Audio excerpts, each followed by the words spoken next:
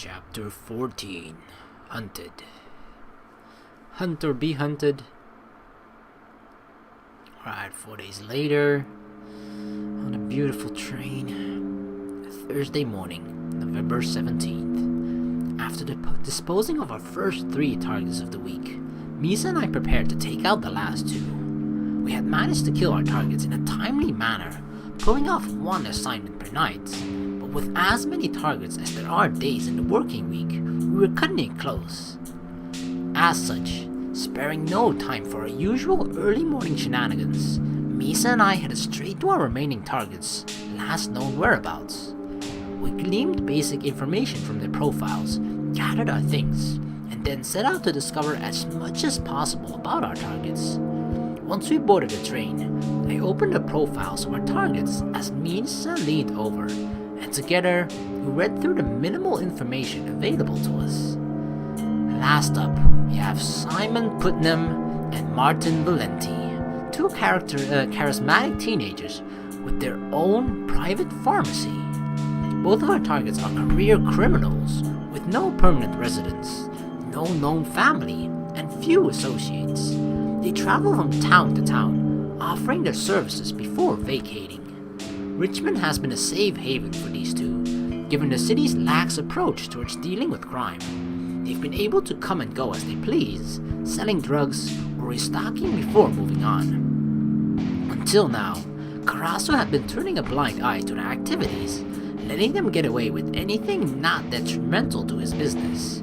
They caused him no trouble, and in return, he did nothing to them. It really was a nice arrangement from their point of view, while it lasted. Unfortunately for Simon and Martin, they've made many enemies during their escapades, mostly due to their habit of using their pharmacy for personal reasons. Above all, their use of Rohypnol on young girls. Oh, what? Rohypnol? Why does that sound familiar? Not because I've used it myself or something, or used it on other people myself, but I feel like I heard it in TV show or something, probably some CSI crap related show or something. Last week the duo struck again, this time making the grave mistake of dosing the daughter of a district attorney, then ransoming her back. What Simon and Martin failed to take into account was that Carasso's waste disposal service proved cheaper than their ransom, and as the presence of Misa and I proves, the DA has no qualms about using criminals to punish other criminals. Dang. This city is so freaking corrupted. Like, you knew it before, right? But the fact that the DA's office is just like going to Carasso like, yeah, can you kill these 2? Thanks. You're doing the town of Richmond a great service, Carasso. Like, holy crap, that is almost a new level of corruption.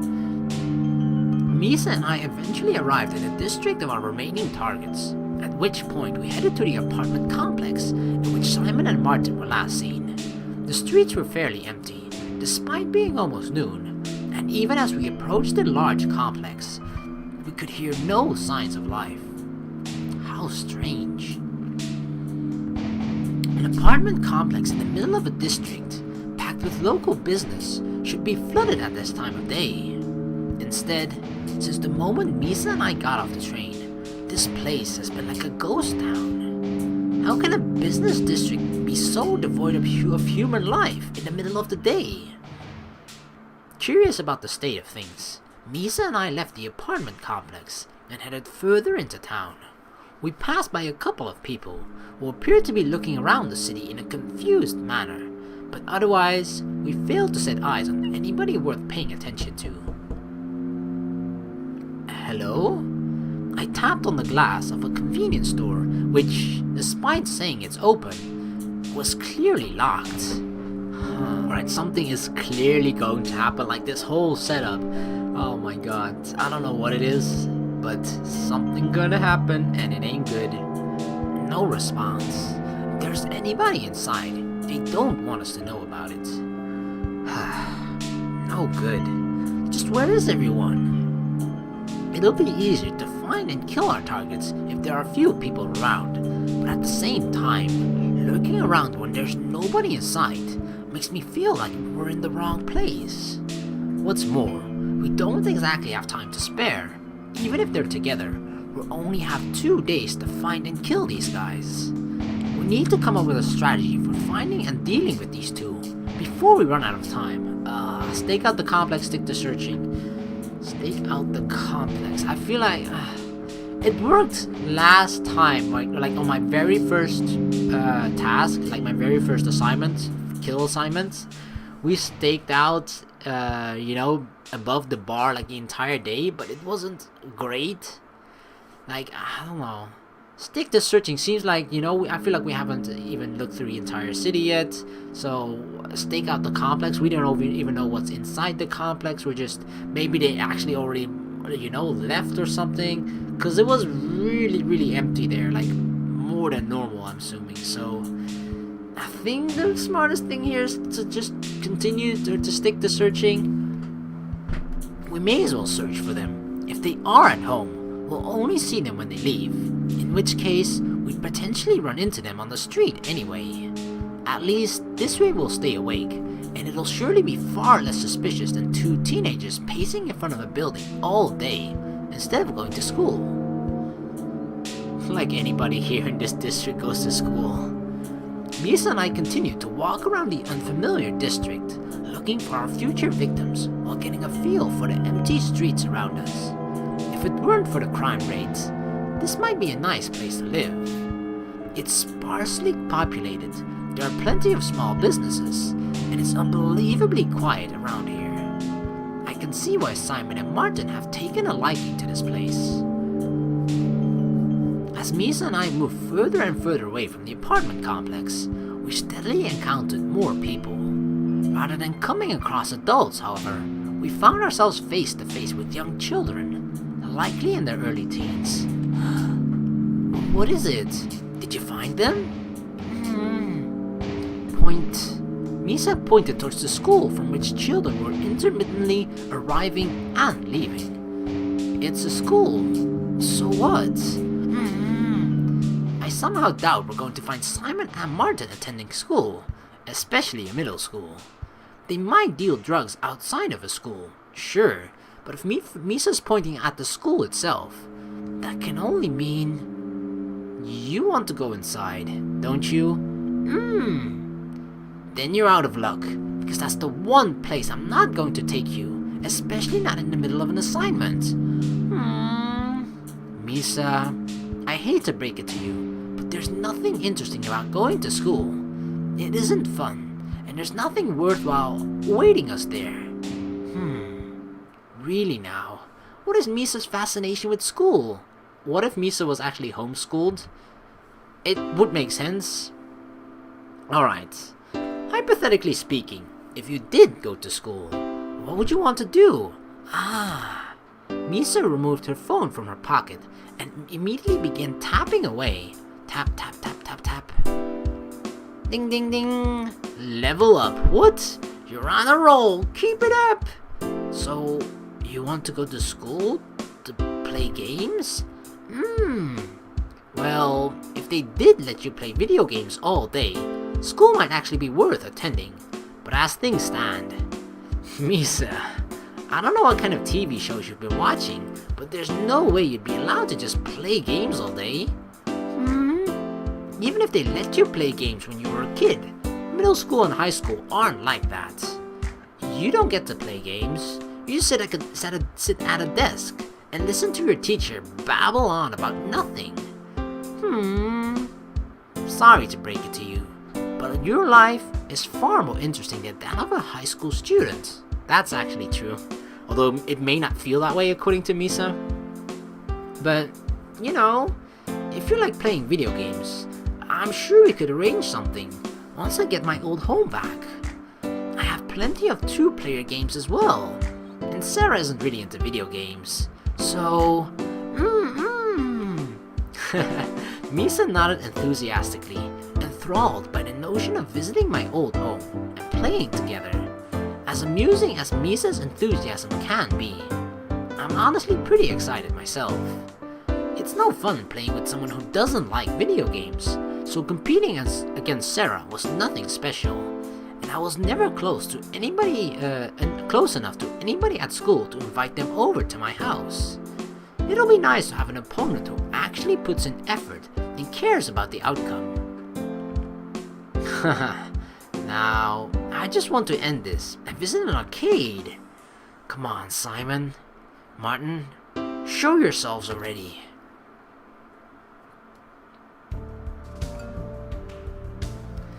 I feel like we may have made the wrong choice here because, the thing is, we know for sure that they live at the complex, right? I mean, yeah, it isn't like the best place to do a stakeout at, but at least it's the one place where we know for sure that if they are here, that is the place where they're going to be at, or where they're going to be going at a certain point, or actually leaving from. So that is like the one anchor that we have in this otherwise unfamiliar area.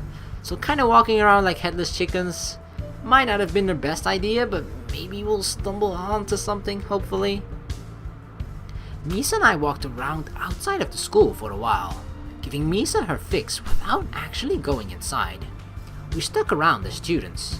Teachers and parents all came and went, forcing us to move further away in order to retain a low profile. And as we did so, however, our reason for being there suddenly resurfaced. What? Simon Putnam, one of our two main targets. Given his record, it's not surprising that he'd be hanging out near schools and peddling drugs. Lucky us. Oh, we actually found him. That's him? Oh my god, he definitely looks like a dealer. Not that I know what dealers look like. Damn, we're too far away to hear them. We could get closer, but even if Misa and I were of the right age, neither of us is in uniform, so we definitely stick out. Not that it matters. The exact exchange between those two is irrelevant. After all, he's here to do more than just talk. What the hell? In the middle of a conversation, Simon quickly jabbed a needle into the neck of the girl with whom he was speaking. Oh my god, Simon, don't do it. But I can't. I have to go to school. Shh, don't worry about it. We'll have plenty of time, or we'll be back with plenty of time to spare. My friends are waiting for me. You'll be back before you know it. They won't even notice that you're gone. Really?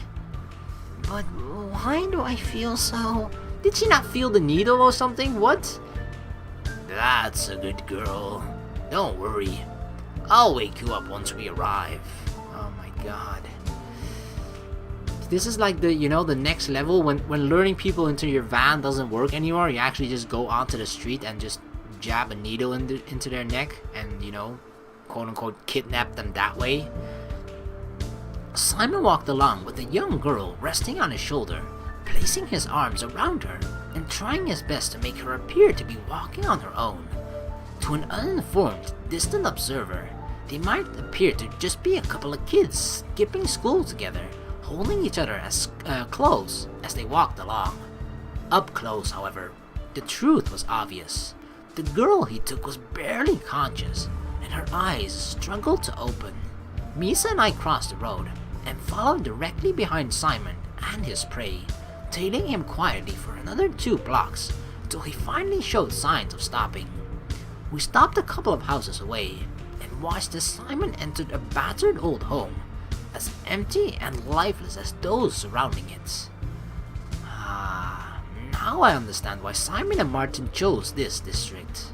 With so few people around and no police presence, the crime rate must be astonishing, and they can no doubt do whatever they please without worrying about getting caught. Oh, disgusting. And that fact is about to become my advantage. Oh, what? In pursuit of Simon, Misa and I went around the side of the house, giving us a front row seat to witness the next stage of Simon's abduction. Upon peering into the house through the back window, it only took a moment to figure out what Simon had planned. Alright, obviously they're gonna do like I don't know, they're gonna swap clothes, that's what they're doing. Barely conscious and struggling to move, the girl he had abducted had been laid out on a mattress in the middle of an otherwise empty room. Her clothes were disheveled. She couldn't raise her voice in protest, and not a single passerby would know who she was or she was there. "Wakey, wakey, it's almost time to play." Huh? Simon walked over to the girl's side, removed his hood, and smirked to himself as he anticipated what would come next. "Don't talk, just sit back, and let me take you to heaven." "Funny, I was thinking of sending you somewhere a little different." "What? Who's there?" As Simon approached the girl, Misa and I crept inside. I grabbed Simon by the hair, immediately pressing my blade to his throat so he'd know better than to resist. "Don't move." "Who are you? And what do you think you're..."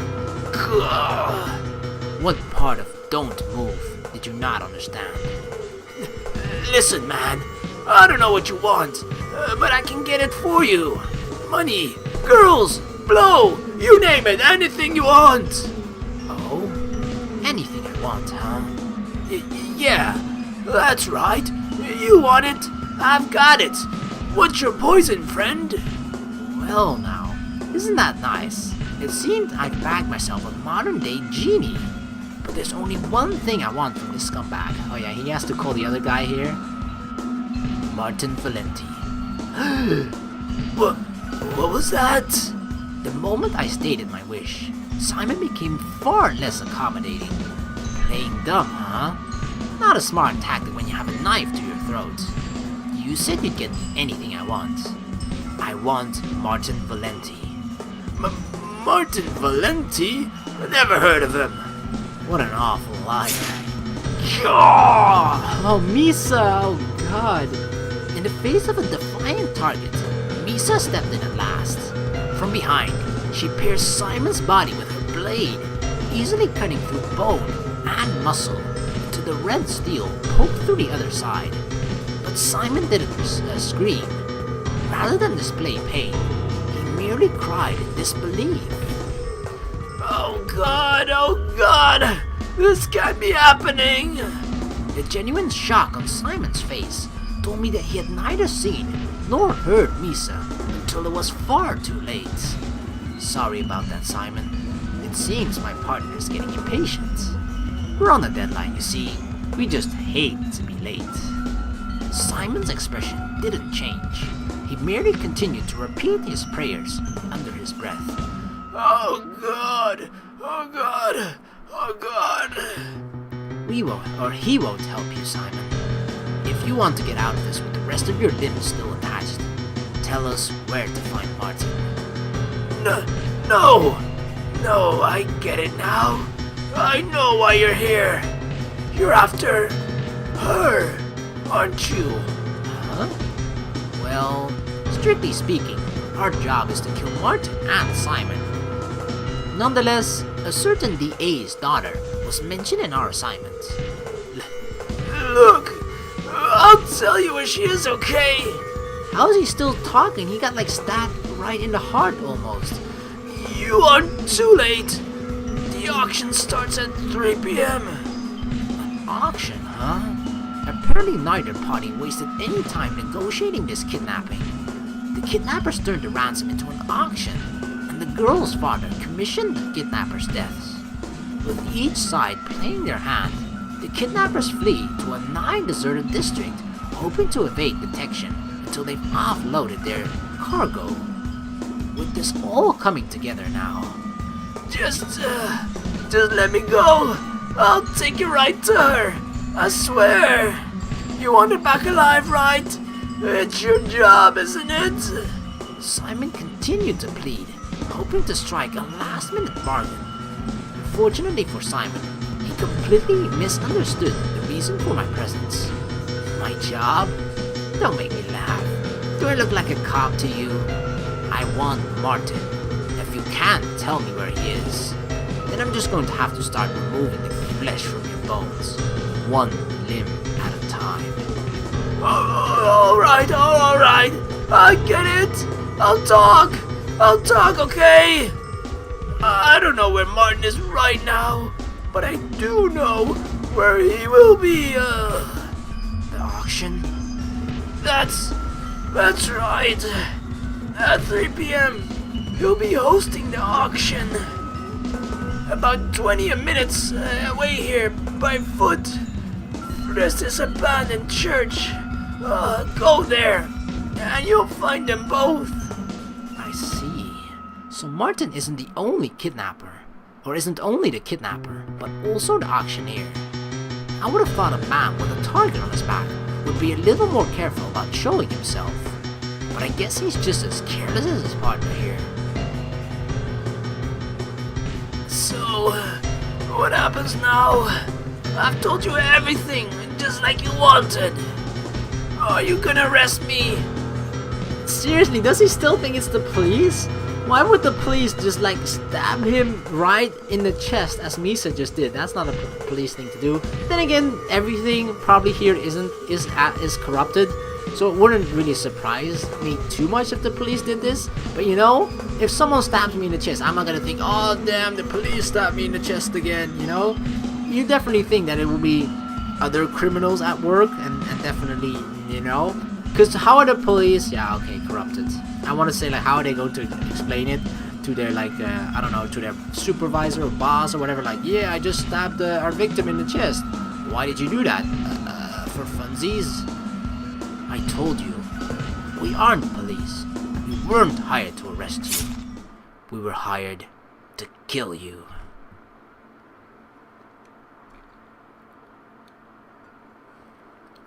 After Misa sliced open Simon's torso from within, spilling his guts on the floor in front of us, we headed back outside and began searching for the location of the auction. Although we didn't get an address or even a direction, the time estimate was enough for Misa and I to eventually locate the church in question.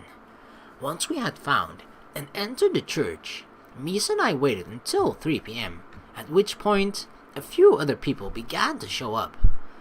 All middle-aged men, most of them wearing suits. They headed straight past us and towards the back of the church through a partially hidden door. A dozen or so men entered before Misa made her move. She headed to the opposite side of the church, climbing up a staircase leading to the rafters above. Point. From above, Misa pointed at me, and then to the room the middle-aged men had entered. No need to tell me. That was my plan from the beginning. Oh my god, this is disgusting. What the fuck? Welcome, one and all, to this week's installment of Who's Under That Curtain?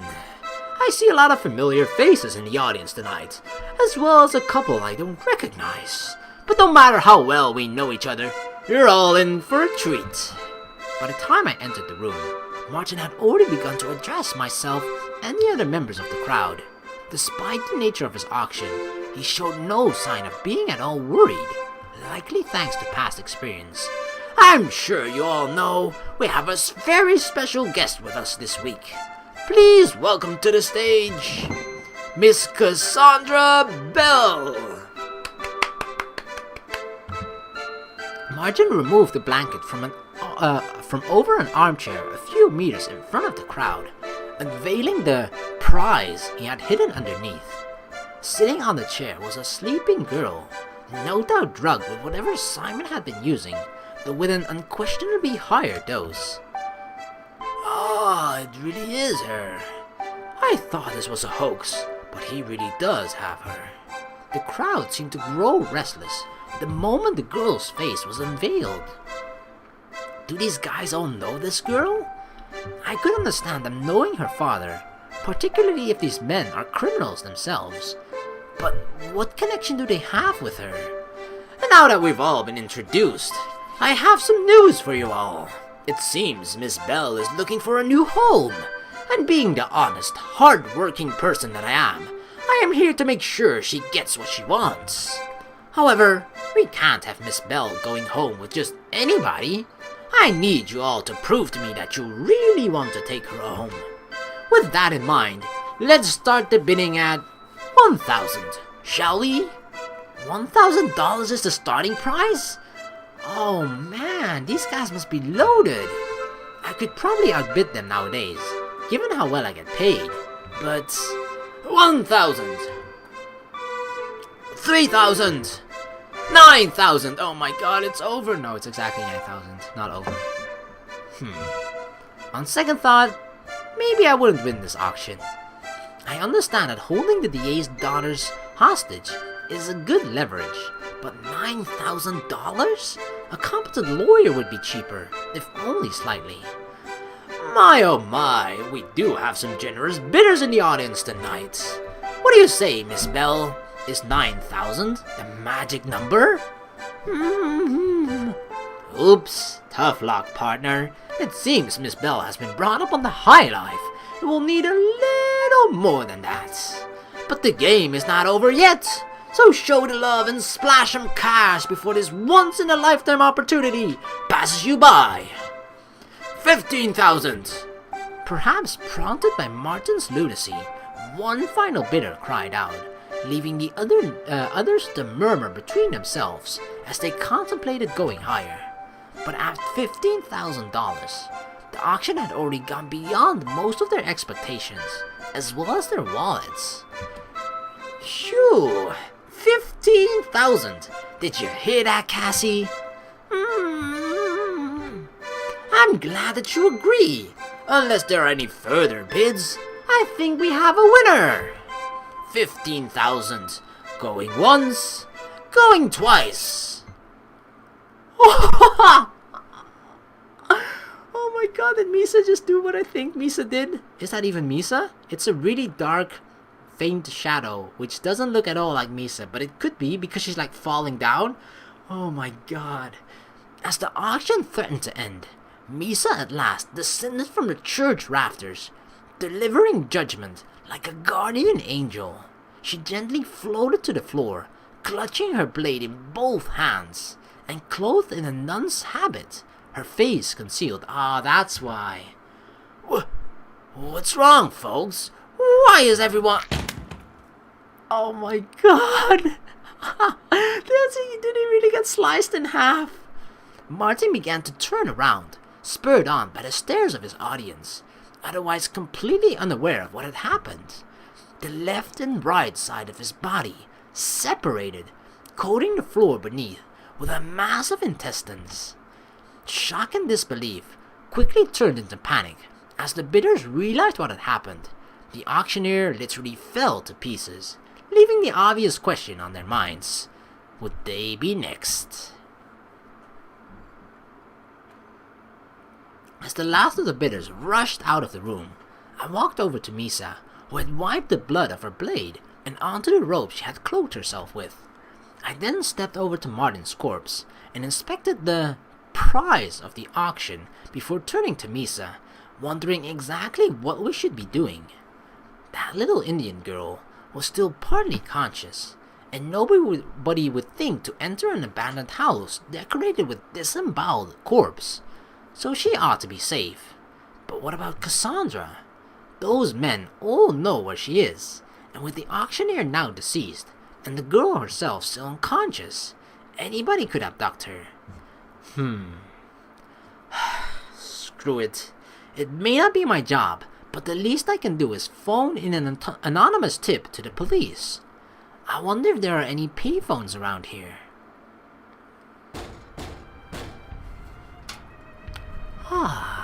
Back again so soon, Sai? You only left 10 minutes ago. I left 5 hours ago. But that's beside the point. I'm here because I have news. Oh? And what might that be? What else? The girl has been successfully recovered, and Senator Bell would like to thank you personally. He would? You're kidding. Of course I'm kidding. He didn't even send his thanks. However, he did promise to keep up his end of your agreements. My payout is a promise from a politician? What a joke. Well, you did organize for his daughter to be kidnapped. Oh my god, really? I guess the only way to be in control, or to really take over a corrupt town like this is to obviously be corrupt yourself. But to think that he actually staged this himself just to sort of gain the favor from the senator, you know? Or what was it? The district's attorney? Oh my god. But it kinda does make sense. But dang, that he's willing to go this far. Yeah. Even if he doesn't know that, I wouldn't push your luck. I suppose you're right. But it couldn't be helped. We needed a favor to make Adder more accessible, and he was the right man for the job. His assistance will make things easier, yes. That will have to do then. On the bright side, that also means Suoh and Misa are finished with their work for the week, doesn't it? That's right, and with the last of their work done, we can finally begin training for Adder. Next week, that is. A few hours isn't enough notice for me to set up the course. That's fine. I'm just glad that you're finally starting. We can't have those kids going to Adder without proper training, right? Sigh. That was the part where you're supposed to say, my Misa doesn't need training, or relax, we've got Adder in the bag. About that. What's wrong? Over the past few days, the number of attacks on our servers has increased dramatically. Furthermore, our citywide mesh network has been flooded, slowing down communications considerably. In other words, someone's trying to hinder us. Or find out what we know. In either case, I haven't heard from Kane or Leon yet, and the GPS coordinates have been erratic. You think one of them is behind this? It's possible, but I'm working under the impression that they've disappeared in the same manner as Violet and Vincent and the others before them. So we're back to that again, huh? Someone is killing off your team, and we still don't know who it is. This all started when we began investigating Adder. I think it's safe to say who is behind it. Knowing that, do you still plan to continue? How confident are you that Misa, Suoh, and yourself will be able to pull this off? Even without Senator Bell's help, our success is 100% certain. I see. Then we shall continue. As long as the three of you remain, we have our team. Starting next week, you will all dedicate your time to training for this operation. I will accept no further work on your behalf. Understood. I will work Suoh and Misa until they are prepared for any situation, no matter how dire.